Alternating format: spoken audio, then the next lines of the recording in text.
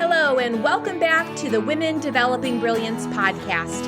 On the show, we talk about the spirit of business for lightworkers and leaders, including sharp strategies, mindset techniques, and marketing tips.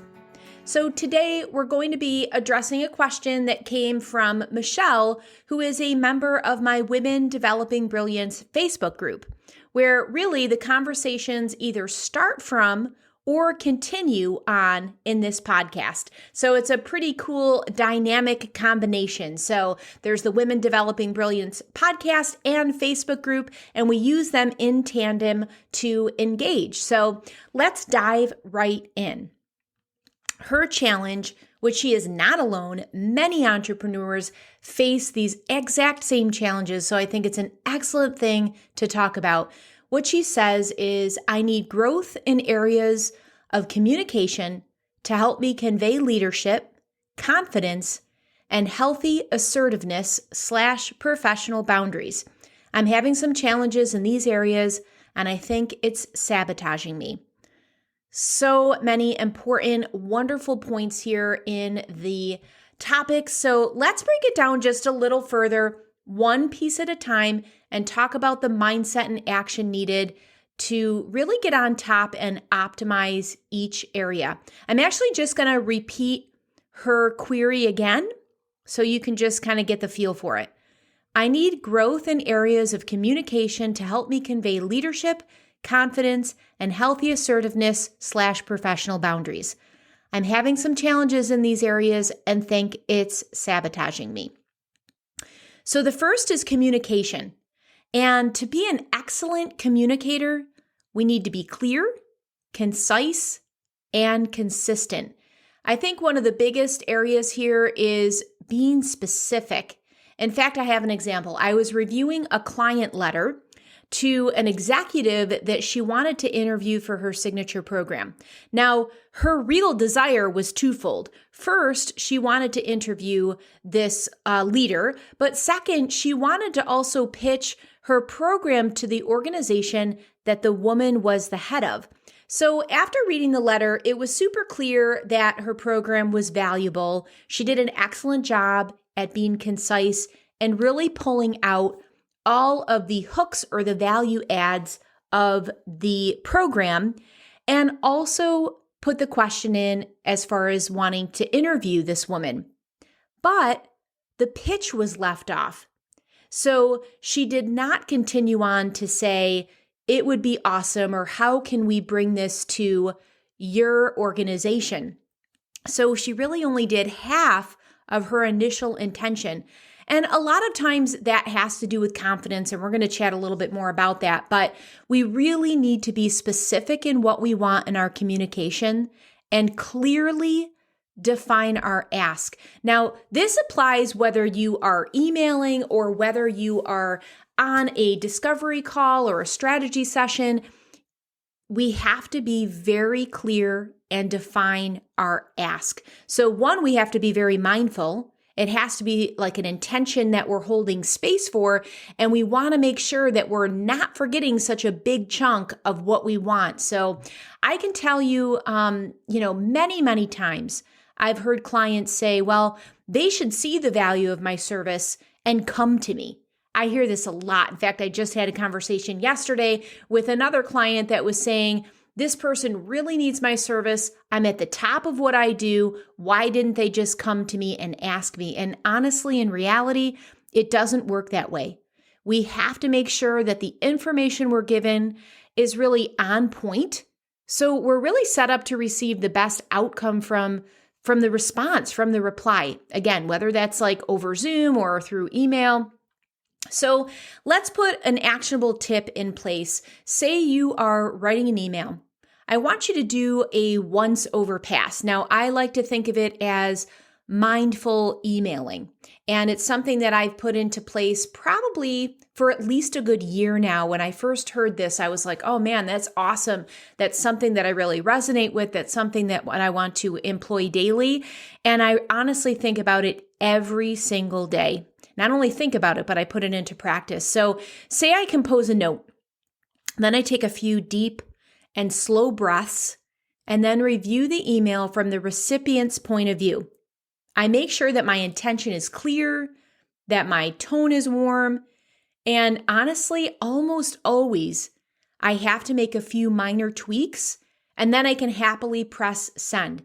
Now, interestingly enough, I want to include here, and this just happened right before I pressed record, and I was like, oh, perfect. I'm actually going to include this in as something that is not done right. So I was looking at another program. It was actually a leadership program, and they saw that I was on their website, and they actually had a little bot capture my email address, and they sent me a follow-up email. And in the email, it was like, hey, we see that you're looking at our program.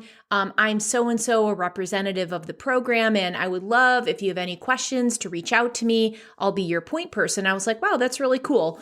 And I appreciated it. And I wrote them a few questions and a few concerns that I had, and I asked their input on something. And they replied and basically said, awesome, we're so excited you are joining our program. Can't wait to see you on the inside. So it clearly showed me that they did not read my email fully, that they just scanned it and assumed that I was joining when actually I had a pretty significant question and concern before pressing go. So that's an example of not being mindful in your emails. And moreover, it actually missed the mark of what I consider good leadership to be, right? Because they weren't putting into practice what their whole program embodied. So very important. The other thing I think, because we're so used to immediate responses, that sometimes we act in haste to get back to somebody right away, whether it's through a DM on Instagram or Facebook Messenger or even through email. I often see, even little things like typos or something big, like she actually missed the whole point of my, email. And all of those things are reflections of who you are and the type of communication that you give and the type of person that you would be, that you are to be like in a relationship with. So they may seem minor, but they're actually really, really important. So definitely take practice of that mindful email. I think you're going to really not only calm your nervous system, because when we're in this like fight or flight mode and I have to respond super quick, that's very jarring to continually keep your nervous system at that heightened level. So I guarantee you're going to feel much more calm at the end of the day. That's kind of a beautiful, beneficial side effect. But I also feel that it's going to improve your relationships and how you communicate with someone, because they're going to feel that you took the time and you were thoughtful and mindful in your communication. So that's awesome. All right. So the next part of the scenario was leadership. And I love leadership. It is such a big and worthy subject. It's something I'm getting more and more involved in 2021 as I continue to pivot and scale up in my own life and the type of clients that I really get pumped up helping. So it's interesting because, in fact, now more than ever, our world needs effective leaders. Like, we need it. I think we're really in like a scenario that we are under constant fire. I mean, really, even figuratively and literally. So to have a leader that has that emotional intelligence, that has that connected compassion, man, it's honestly like a soothing balm, really. A balm for your soul. BALM, right? Not BOMB. So anyway, it's interesting because as leaders, we need to be willing to go first. We need to be willing to take risks and commit to making the world better, starting with our own self. So I want to just point out, and it is the obvious, I feel like I'm stating the obvious, but leadership cannot be learned from a book. I mean, of course, we can get some basic principles, we can get the language, but in order to live it, we have to practice it. We have to embody it. It would be like trying to become a Taekwondo master by just watching YouTube videos, right? It would be pretty impossible without physically training and embodying the practice within our own cells, within our own body. So I believe that true leadership, right, the act of influencing others, begins with self-leadership. When we can move from theory to practice to self-mastery, then we're going to have a great effect and we're going to be able to influence others. Now, it's pretty obvious when someone has their shit together. I mean, you can tell when someone has their life dialed in, right? Not the phony Instagram highlight reel, but authentically, by the way the person talks, by the way they act. I mean, really right down to their complexion and a sparkle in their eye. And I'm not talking about perfection. I'm not talking about the glossed over version, but that general vibe that we can really pick up on. And I think in general, because we're constantly being bombarded with marketing, we're getting really good in the digital arena of sensing authenticity. Someone said to me, like, we're getting very attuned in like the bullshit meter. And I was like, oh my gosh, you're right. Yeah, absolutely. So that's something to really, really, be thoughtful of. So if you're asking, how do I be a good leader? My best advice is to start practicing self-leadership, focusing on categories that make exceptional leaders like communication, which we just talked about, discipline, right? So the micro habits that you can focus on as you inch towards your short-term and your long-term goals. We talk a lot about clarity is power. So really being so clear on where you want to go and what are you doing this for? What's your identity? Like what juices you up and where are those lines and those benchmarks that you're inching towards? And what are those micro habits that you can put into place every single day, right? Can you bring your highest self to the table when it comes to resolving personal conflicts? That's huge. I mean, it is amazing how many things right under our own roof can be fodder for our success. There are so many opportunities to see the things that are happening in your own family life, with your own personal relationships, even with your own commitments to yourself. How can you continually improve your personal best? So ask yourself, what can I learn from these situations? How can I practice leadership in my own home? Practice making quick and decisive decisions. And even if it's, again, starting small, you can even do little things like, what movie should we watch tonight? What's for dinner, right? Because it's the little things that create the habit of self-reliance, right? And so that whole reliancy is such a big, big part of powerful leadership. And before you know it, like if you start putting this into practice, it's interesting because you will have just put all those key aspects of powerful leadership into action, starting with communication, goal setting, habits, discipline, decision making, and consistent performance. I mean, it's pretty cool, actually. So the next piece of that scenario that we chatted about is confidence. This is it's a big one. It's huge. This area in my mind should be front page news. It is the number one thing that I wished I focused on when I started my very first business 30 years ago. So confidence is like a muscle. There is some stress first before it grows. No one can give you confidence. In fact, years ago when I was struggling to go live on Facebook for the very first time, I enrolled in a courageous confidence club. I read countless books on the subject. I purchased programs on how to be more confident. And to be honest with you, none of it worked. It really didn't.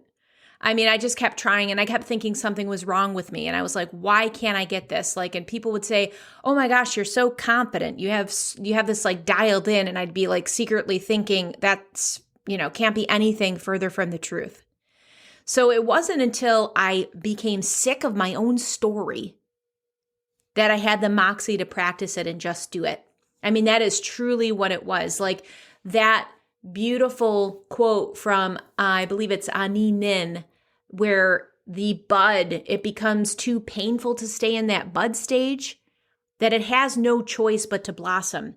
And that's exactly how I felt at that turning point, was like I have absolutely no choice but to bust through and change this state and transform and just do it. And it wasn't easy, but it definitely did not come from books and programs and listening to other people's confident stories. It really was like an internal thing. I would have to say that if there was one resource that really did move the needle for me in this arena, it was Mel Robbins' 5-second rule, which is basically a strategy to bypass our mind by counting backwards from 5, 4, 3, 2, 1, and then take off. And that takeoff is really like, take action now, no second guessing. Because really 9 out of 10 times, if we allow our mind to stay in that, perfectionistic mode, it will always lean towards procrastination. And honestly, it will continue to be something that you desire, that's on your to-do list. And that absolutely feels like a maddening Groundhog Day that you just can't break the cycle. So that particular resource was very, very helpful for me, where it was like, boom, do not second guess. 5, 4, 3, 2, 1, boom, press the go live, write the article, send the email, commit to the proposal, whatever the action was, that really, really helped. So the more you put yourself out there, and you've heard this before, and you share your work, the more confidence will naturally grow. It will not come from your mind, trust me. If it did, I would have mastered it a long time ago, because I stayed in my mind for a really long time. So I can confidently tell you that it will not come from your mind. It won't come from a book, and it won't come from someone else. It has to come from within. Now, another big piece that I've personally struggled with and helped my clients overcome is healthy assertiveness and professional boundaries. Now, first off, I want to invite you to look at your personal life first. Where do you currently in your life allow lines to be blurred? Where in your life could you exercise speaking up, saying no, and laying down a line? Now, we bring ourselves with us wherever we go, including our workplace. In fact, our work is really a reflection of our personal life and vice versa. You've probably heard how we do one thing is how we do everything in life. I am a fan of that. I believe in that. So start there. Start using your voice in areas that you bump up against in your personal life on a daily. And again, it's a practice. And this is all about practice over perfection, right? There is never that end destination. It is all truly, truly about the journey and just improving just a little bit, right? Here's a pro tip. When you do assert a boundary, I want you to celebrate yourself for it. You can even say, hey, that's like me. You can pat yourself on the back, like literally pat yourself on the back. You can give yourself a high five, right? You will be rewiring your brain and get a little shot of the feel-good hormones of dopamine. So as with anything we do, we are motivated by feelings. So remember to acknowledge your assertiveness, especially if this is one that you've struggled with for a long time. It's really easy to just kind of like move along and not acknowledge it. And we are doing ourselves a disservice if we do that. So it will give you a sense of satisfaction, and it will be easier for you to put down another healthy boundary and another healthy boundary and another healthy boundary after that if you acknowledge it and just reward yourself with something super simple is like, yeah, that's like me. I did it. Awesome. How do I feel? Let me tune in, right? So self-care is a must. It is not selfish, and boundaries do not mean that you are a bee. Really, people secretly appreciate boundaries, and in many times, if not all times, they will respect you for setting them.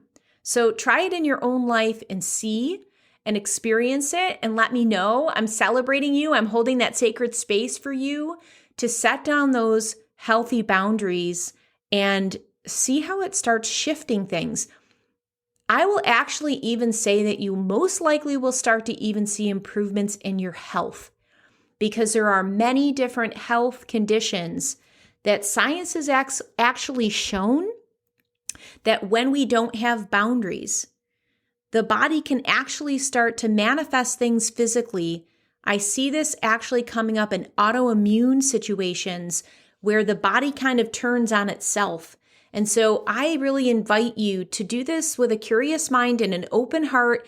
And if it's something that you've struggled with in the past to set boundaries, once you start setting them and celebrating them, I want you to tune into your body and see if your health is improving, even micro improvements.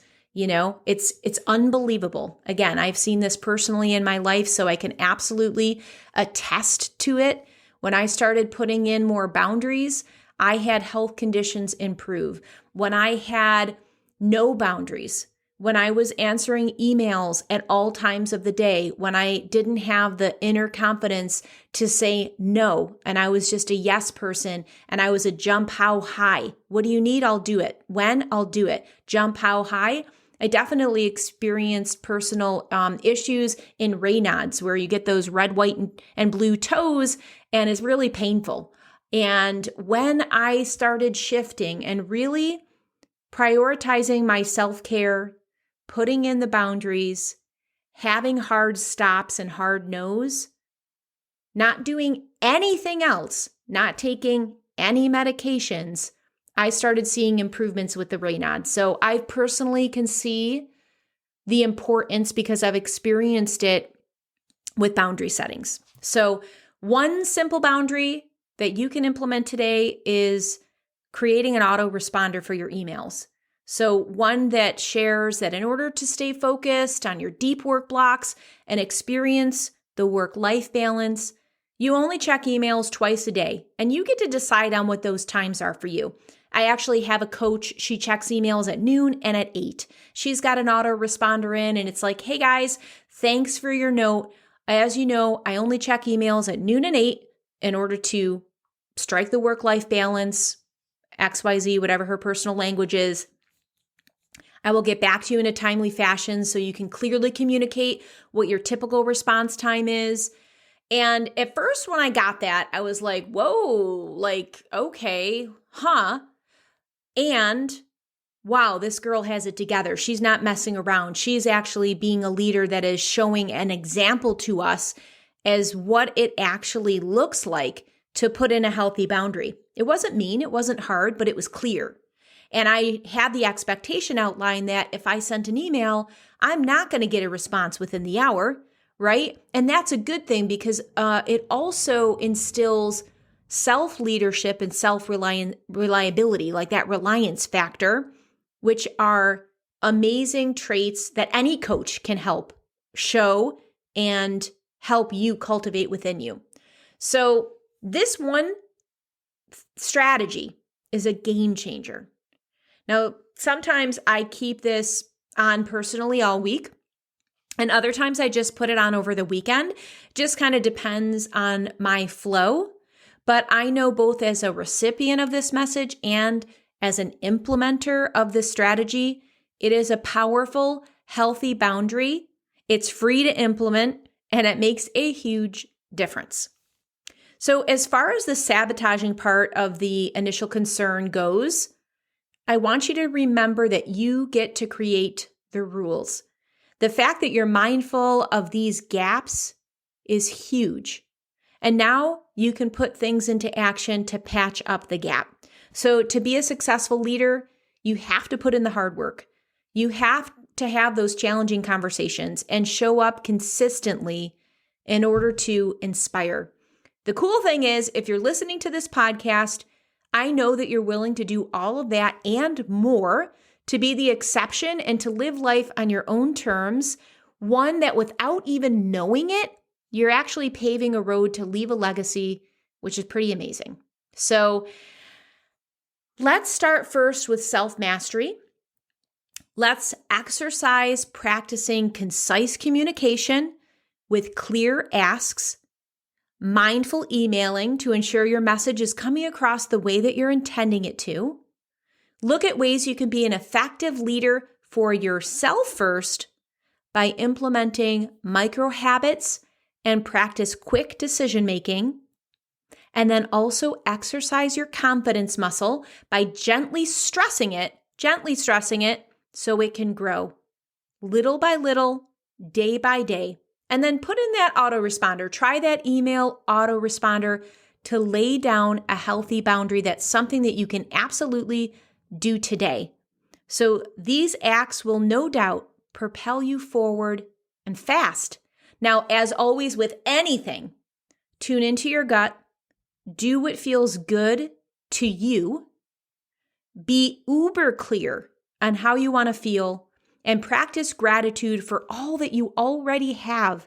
So intuition, feelings, and gratitude, they are the trifecta that will enhance your progress and happiness. I don't know about you, but I have both hands raised. Yes, please. I want all of that. So Michelle, I hope that my A to your Q helps. Let me know how it goes in the Women Developing Brilliance Facebook group. And to all the listeners, thank you for listening. I appreciate you. I appreciate your time. And if you have a question, you can send it to me at kc@kcrossi.com or post it in the Women Developing Brilliance Facebook group, and I will create an episode just for you. Until next time, my friend, breathe joy.